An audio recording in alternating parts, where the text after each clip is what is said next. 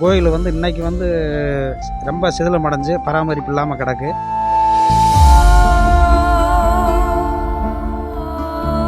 முன்னோர்கள் கட்டின கோயில்.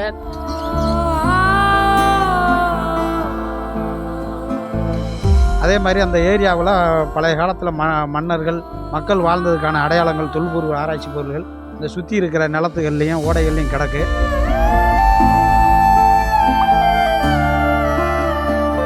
இந்த கோயில் வந்து இப்படி பழுதடைந்து இருக்கிற நிலைமையை பார்த்தா ரொம்ப மனசு கஷ்டமாக இருக்குது.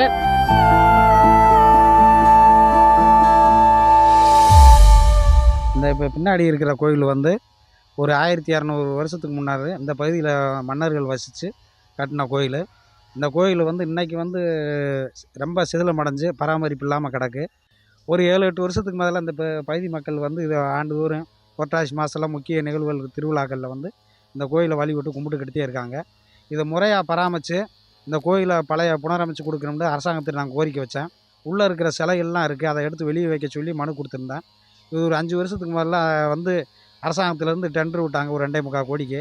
யாரும் ஏலம் எடுக்க முன் வரல. இப்போ மீண்டும் கோரிக்கை வைக்கிறேன்.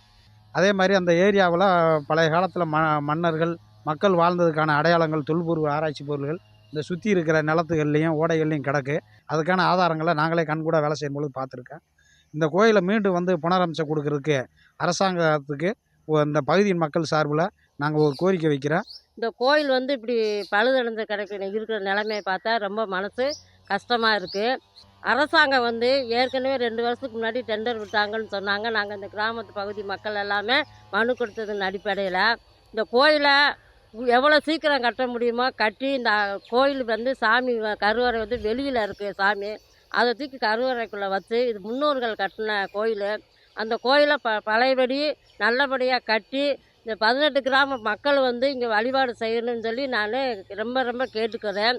கவர்மெண்ட்டுக்கு நான் என்ன முக்கியமான கோரிக்கை வைக்கிறேன்னா, எவ்வளோ சீக்கிரம் இந்த கோயிலை கட்ட முடியுமோ அவ்வளோ சீக்கிரம் கட்டி எங்களுக்கு கொடுத்தா இந்த மக்கள் எல்லாருமே சந்தோஷமாக படுவாங்க.